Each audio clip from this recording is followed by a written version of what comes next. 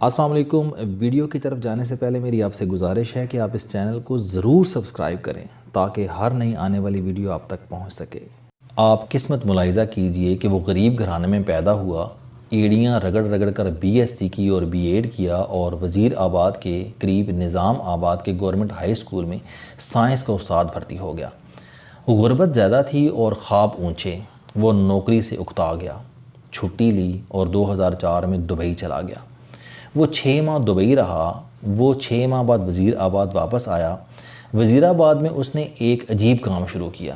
اس نے ہمسایوں سے رقم مانگی اور یہ رقم 15 دن میں دگنی کر کے واپس کر دی۔ ایک ہمسایہ اس کا پہلا گاہک بنا۔ یہ ہمسایہ جاوید ماربل کے نام سے ماربل کا کاروبار کرتا تھا۔ ہمسائے نے رقم دی اور ٹھیک 15 دن بعد دگنی رقم واپس لے لی۔ محلے کے 2 لوگ اگلے گاہک بنے۔ یہ بھی 15 دنوں میں دگنی رقم کے مالک ہو گئے۔ یہ 2 گاہک اس کے پاس 15 گاہک لے آئے اور یہ 15 گاہک مہینے میں 150 گاہک ہو گئے۔ یوں دیکھتے ہی دیکھتے لوگوں کی لائنیں لگ گئیں۔ لوگ زیورات بیچتے، گاڑی، دکان، مکان اور زمین فروخت کرتے اور رقم اس کے حوالے کر دیتے اور وہ یہ رقم دگنی کر کے واپس کر دیتا۔ یہ کاروبار شروع میں صرف نظام آباد تک محدود تھا، لیکن پھر یہ وزیر آباد، سیالکوٹ اور گجرانوالہ تک پھیل گیا اور دیکھتے ہی دیکھتے وہ معمولی اسکول ماسٹر ارب پتی ہو گیا۔ یہ کاروبار 18 ماہ جاری رہا۔ اس نے ان 18 مہینوں میں 43,000 لوگوں سے 7 ارب روپے جمع کر لیے۔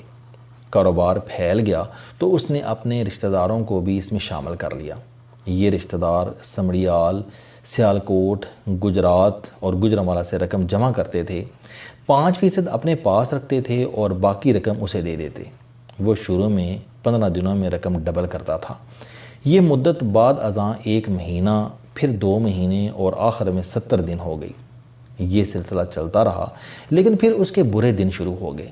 وہ خفیہ اداروں کی نظر میں آ گیا۔ تحقیقات شروع ہوئیں تو پتہ چلا کہ وہ پونزی اسکیم چلا رہا ہے۔ پونزی مالیاتی فراڈ کی ایک قسم ہوتی ہے جس میں رقم دینے والا گاہکوں کو ان کی اصل رقم سے منافع لوٹاتا رہتا ہے۔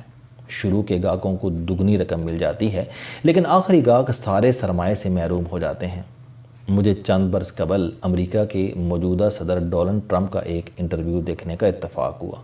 انٹرویو کرنے والے نے ان سے سوال کیا کہ آپ کو اگر اپنی عملی زندگی دوبارہ شروع کرنی پڑے تو آپ کون سا کاروبار کریں گے؟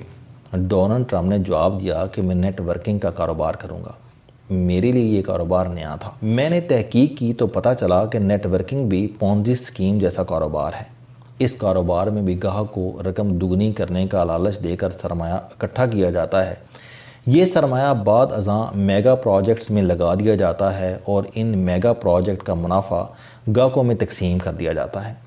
نیٹ ورکنگ نسبتاً اچھی پونزی ہوتی ہے، لیکن دونوں میں شروع کے گاہک فائدے اور آخری نقصان میں رہتے ہیں۔ یہ شخص بھی اپنے گاہکوں کے ساتھ پونزی کر رہا تھا۔ یہ لوگوں کو لالچ دے کر لوٹ رہا تھا۔ خفیہ اداروں نے اس کے گرد گھیرا تنگ کر دیا۔ اس دوران ڈیلی نیشن میں اس کے خلاف خبر شائع ہو گئی۔ گجرانوالہ ڈویژن میں کورام برپا ہوا اور یہ اپریل 2007 میں گرفتار ہو گیا۔ جی ہاں، آپ کا اندازہ درست ہے، یہ شخص سید صبت الحسن عرف ڈبل شاہ تھا۔ وہ ڈبل شاہ جس کا شمار پاکستانی تاریخ کے سب سے بڑے فراڈیوں میں ہوتا ہے۔ اس نے صرف 1.5 سال میں 3 اضلاع سے 7 ارب روپے جمع کر کے دنیا کو حیران کر دیا۔ آپ اس شخص کی چالاکی ملاحظہ کیجئے۔ یہ 2007 میں نیب کے شکنجے میں آ گیا۔ نیب نے اس کی جائیداد، زمینیں، اکاؤنٹس اور سیف پکڑ لیے۔ یہ رقم 3 ارب روپے بنی اور اس نے یہ 3 ارب روپے چپ چاپ نیب کے حوالے کر دیے۔ ڈبل شاہ کا کیس چلا۔ اسے 1 جولائی 2012 کو 14 سال قید کی سزا ہوئی۔ جیل کا دن 12 گھنٹے کا ہوتا ہے۔ چنانچہ ڈبل شاہ کے 14 سال عملاً 7 سال تھے۔ عدالتیں پولیس حراست، حوالات، مقدمے کے دوران گرفتاری کو بھی سزا سمجھتی ہیں۔ ڈبل شاہ 13 اپریل 2007 کو گرفتار ہوا تھا۔ وہ عدالت کے فیصلے تک 5 سال تک قید کاٹ چکا تھا۔ یہ 5 سال بھی اس کی مجموعی سزا سے نفی ہو گئے، پیچھے رہ گئے 2 سال۔ ڈبل شاہ نے محسوس کیا کہ 4 ارب روپے کے عوض 2 سال قید مہنگا سودا نہیں۔ چنانچہ اس نے پلی بارگین کے بجائے سزا قبول کر لی۔ جیل میں اچھے چال چلن، عید، شب بارات اور خون دینے کی وجہ سے بھی قیدیوں کو سزا میں چھوٹ مل جاتی ہے، ڈبل شاہ کو یہ چھوٹ بھی مل گئی، چنانچہ وہ عدالتی فیصلے کے 23 ماہ بعد جیل سے رہا ہو گیا۔ ڈبل شاہ 15 مئی 2014 کو کوٹ لکھپت جیل سے رہا ہوا تو ساتھیوں نے گیٹ پر اس کا استقبال کیا۔ یہ اسے جلوس کی شکل میں وزیر آباد لے آئے۔ وزیر آباد میں ڈبل شاہ کی آمد پر آتش بازی کا مظاہرہ ہوا۔ پاکستانی تاریخ کے سب سے بڑے فراڈیے کو ہار پہنائے گئے، اس پر پھولوں کی منو پتیاں برسائی گئیں اور اسے مسجدوں کے لاؤڈ سپیکروں کے ذریعے مبارکباد پیش کی گئی۔ وہ ہر لحاظ سے کامیاب ثابت ہوا۔ وہ سکول ٹیچر تھا، وہ معاشرے کا تیسرے درجے کا شہری تھا۔ اس نے فراڈ شروع کیا اور 18 ماہ میں 7 ارب روپے کا مالک بن گیا۔ نیب نے اسے گرفتار کر لیا، وہ گرفتار ہو گیا۔ نیب ایڑی چوٹی کا زور لگانے کے باوجود اسے 4 ارب روپے نہیں نکلوا سکا۔ سزا ہوئی اور وہ بڑے آرام سے سزا بھگت کر باہر آ گیا۔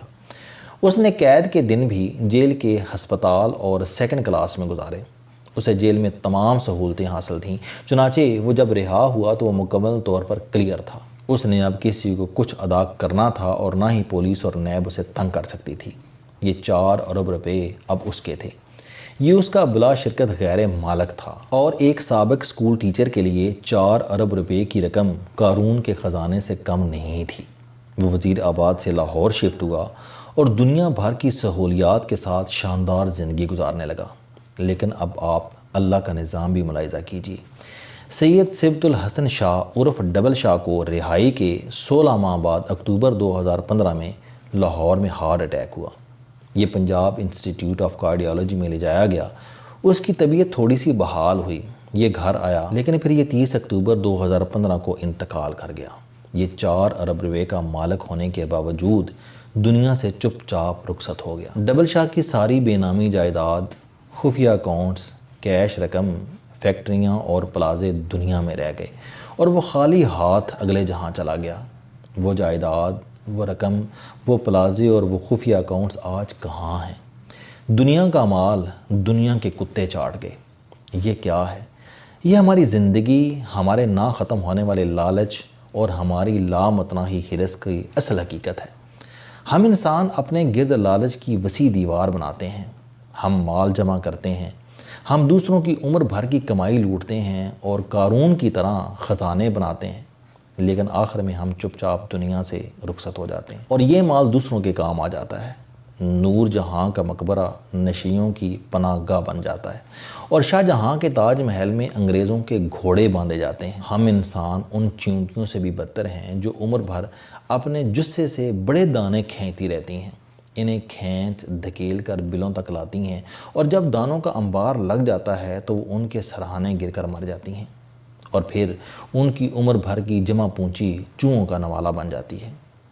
ہم میں سے زیادہ تر لوگ چیونٹیاں ہیں۔ ہم لوگ ڈبل شاہ ہوں یا مشتاق ریسانی ہوں یا پھر ان کے حکمران ہوں، ہم سب چیونٹیاں ہیں۔ سرے محل کس کا تھا اور کیا اس کے مالک کو اس میں رہنا نصیب ہوا؟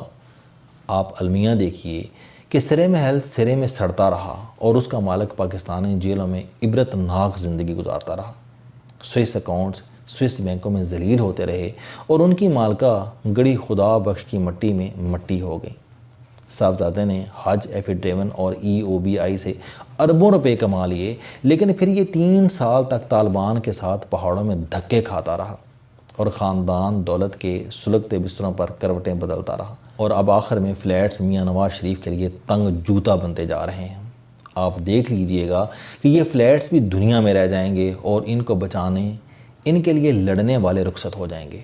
میں اکثر حیران ہوتا ہوں کہ ہم انسان جانتے ہیں کہ ہم خسارے کے سوداگر ہیں، لیکن ہم اس کے باوجود خسارے کی فیکٹریاں لگاتے ہیں۔ ہم ان سے مزید خسارہ پیدا کرتے ہیں اور ہم عمر بھر خسارہ بیچتے اور خریدتے رہتے ہیں۔ کیوں؟ آخر کیوں؟ ہم انسان آخر ڈبل شاہ کی موت کیوں پسند کرتے ہیں؟ ہم دولت کے انبار میں کیوں دفن ہونا چاہتے ہیں؟ مجھے آج تک اس سوال کا جواب نہیں ملا۔